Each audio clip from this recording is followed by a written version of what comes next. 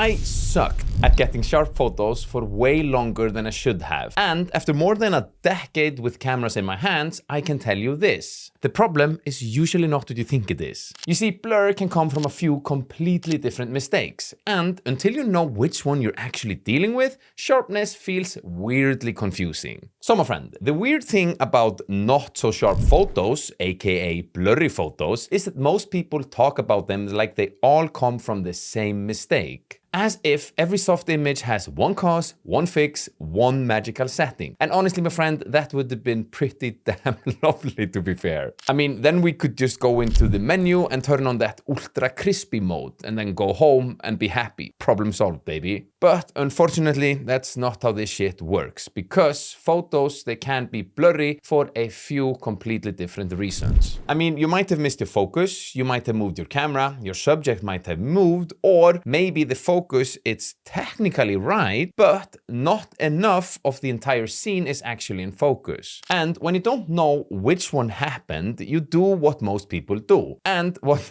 I used to do all the time. You guess. With other words, you change random settings, you blame your camera, you blame the lens, you blame yourself, you blame the almighty Odin, or maybe the old man upstairs, whoever one that you believe in, for not helping you out enough. And that, my friend, is why sharpness feels so confusing for so many beginners. Not because it's impossible, but because blur is not one single problem. I mean, the thing is, one of the biggest reasons photos go soft is something people don't even realize that they're getting wrong. By the way, if you want to become a better photographer, then I send out free weekly emails. They're short, fun, easy to read, and packed with value. If that sounds interesting to you, then there's a link down in the description and it's totally free. All right, if you are something like me, you probably trust the autofocus of your camera a little bit more than is healthy. And you know, I get it. The thing is, we point the camera, it locks on something, maybe it beeps a little bit like dee-dee-dee when you click it, and maybe it even flashes something cool, and then we think, lovely, we nailed that shit, baby.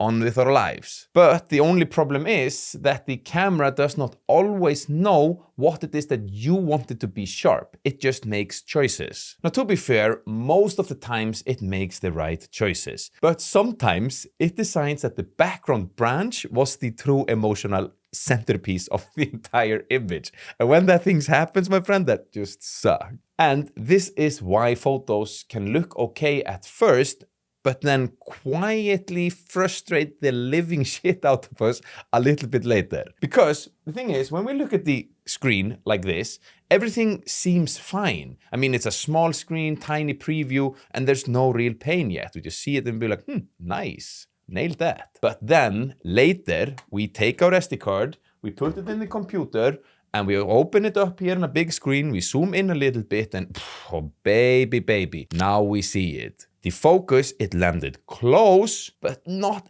actually where it mattered. Oh, this is how I feel when I get it. Like, oh, it's so frustrating. I mean, maybe it got the leaf behind the flower instead of the flower itself. Maybe even the subject had some sort of branches around it, and then it got those little branches instead of the subject itself. And those tiny misses are enough to make the entire photo feel off. Happens all the time. So frustrating. Now, the solution to this is, of course, not to avoid autofocus. I mean, autofocus, it is flipping amazing. And matter of fact, on newer cameras like this one that I'm holding here, it's so good nowadays that I just have to admit that your boy here is getting pretty damn lazy, you know? However, even with these newer cameras, you still got to use it a little bit more intentionally. So instead of letting the camera guess exactly what you think is your subject, then you can use something called movable spot autofocus. That's what I use. And when you do that, you can easily move the focus around and put it on just the thing that matters the most. And if your camera supports continuous autofocus, then that thing can help a lot too, especially if the subject is moving a little, or you are moving a little, or maybe even both of you are doing your best to sabotage the shot. And you know, even if your camera is a little bit more basic, then the habit is still the same. Be deliberate and then just double check. It will save you so much frustration later. Because, my friend, sharpness often starts with something very simple. The focus has to land on the right thing. And you'd be surprised how often it just slightly off. But even when it does, photos still go soft all the time. And usually this next reason is a lot more physical than people think. So my friend, this is where a lot of people get a bit tricked, because sometimes the focus is absolutely correct. The camera, it did its job pretty damn well. And you, even better, aimed that thing at the absolutely right thing. But somehow the image still looks soft. So now what? Well, the thing is, when that happens, very often something moved. That's it. I mean, sometimes you moved, sometimes the subject moved, and sometimes both of you contributed to this disaster. And the reason this causes so much confusion is because people think shutter speed is just about whether the camera was steady enough. But that's only half of the battle, my friend. You see, a shutter speed, it might be fast enough to deal with your hand movements and still be slow for what's happening inside the frame itself. For example, a person shifting just slightly when you press the shutter, a bird moving its head at the wrong time, or the grass moving in the wind, the leaves moving, water moving, and even in landscape photography, stuff often moves way more than people actually realize. So that means that a photo can look soft even when the composition feels right and the focus, it seems fine. And that's because the shutter speed wasn't fast enough for the movement that was in the scene. And keep in mind that this gets even more unforgiving with longer lenses,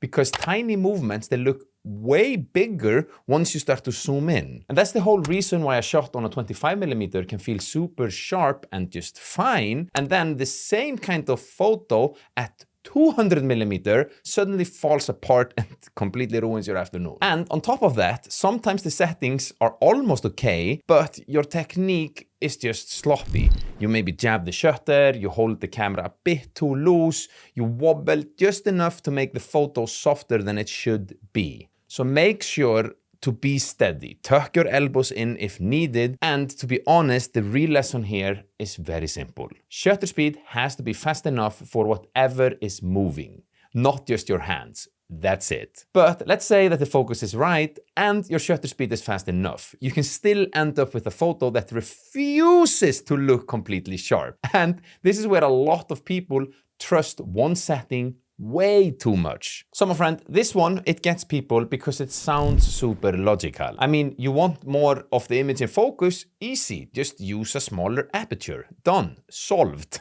And you know, yes, I can hear you. A smaller aperture like f11 or f16, it does give you more depth of field, which means more of the scene appears in focus. That part is absolutely true. And lenses, they tend to be at their absolute sharpest from around f8 to f11, which is absolutely nice as well. But what people often expect is that just using higher and higher aperture will just magically make everything from the absolute front of the frame to all the way of the back completely sharp. And the thing is, that just sometimes won't work.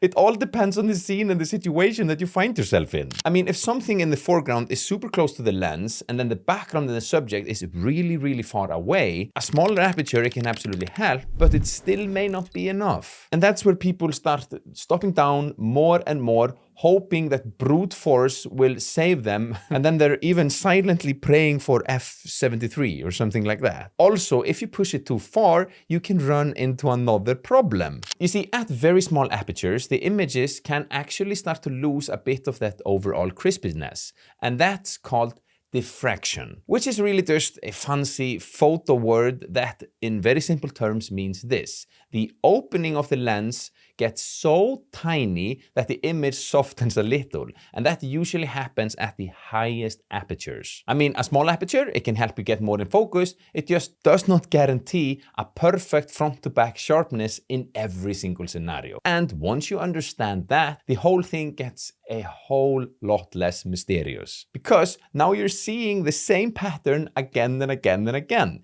Different causes, different fixes. Which, my friend, leads to the part that actually changes everything. By the way, if you're new or just even kind of new to photography and you want to learn in 14 days what took me months and honestly even years to figure out, then check out the 14-Day Photographer. It's a beginner photography course I made to help you not just understand your camera, but actually start taking photos that you feel proud of. And it's built in 2 parts. First, we go through the essentials, a short, easy-to-follow section that teaches you how your camera works, what the settings actually do, and the fundamentals of what makes a photo work in the first place. Then, me and you go on a 14-day photography journey together. That means that you will get one simple lesson each day, plus one practical task to go out and shoot. So you're not just learning photography in theory, you're actually practicing it. Because in my opinion, that's how photography really clicks. You learn faster when you do it. Honestly, this is the course that I wish I had when I started. It would have saved me stupid amount of time and frustration. So my friend, if that sounds like something you want, then there's a link down in the description down below. All right, so if I'm completely honest with you, then this is the shift I wish I understood earlier. Because most people react to soft photos in exactly the same way. They see the blur, they get a bit frustrated, and then they change something,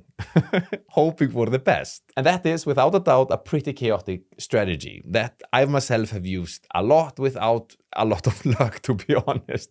Because sharpness, it gets way easier when you start asking what settings make photos sharp and start asking, why is this photo not sharp? That is the question, my friend. And that's honestly the whole entire game. Because now you can actually diagnose the problem. Did I miss the focus? Did the camera move? Did the subject move? Did I have enough depth of field? I mean, this little checklist, it solves ridiculous amount of confusion. Because again, once you know which problem you're dealing with, the fix gets just way more obvious. I mean, if you miss the focus, make sure the focus is actually landing on the subject. If the camera moved, use a faster shutter speed or stabilize the camera better. If the subject moved, then your shutter speed wasn't fast enough for what was happening inside of the frame. And my friend, if you didn't have enough depth of field, stop down a bit. Or in tougher scenes, focus stacking might be the real answer. The thing is just this, every blurry photo is not asking for the absolutely same fix. And once you understand that, you stop bouncing randomly between settings, hoping that something will save you, and you start solving actually problems instead. Like a chef. So beautiful, so beautiful. I mean, that's what changed the game for me. Not some magic menu setting and not one secret trick. Just understanding that sharpness gets much easier when you identify the kind of blur that you're dealing with in the first place. And one more thing, my friend, sometimes you will run into the scenario where a photo is technically sharp, but flat light or heavy noise can still make it feel softer than it really is. Just keep that in mind as well. But most of the time, the big fix is much simpler than people make it. You just need to stop guessing. And once people hear that, they realize that they've been blaming something else this whole time. Usually something that's pretty expensive. My friend, this is where photography gets financially suspicious.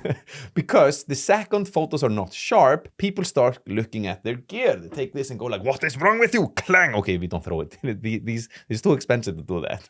But we want to often. And the questions we start to ask ourselves is, maybe I need a better lens. Maybe my camera isn't good enough. And maybe this body is just soft, and maybe this lens right there is just much sharper. And to be fair, some lenses, they are definitely sharper than others, and tripods that do help a lot, especially for landscapes or in low light or any other time when movement becomes a problem. So gear does matter, and as all of you guys know, the ladies, they love men with expensive gears. I mean, I own a lot of cameras and a lot of lenses, and I have 3 kids.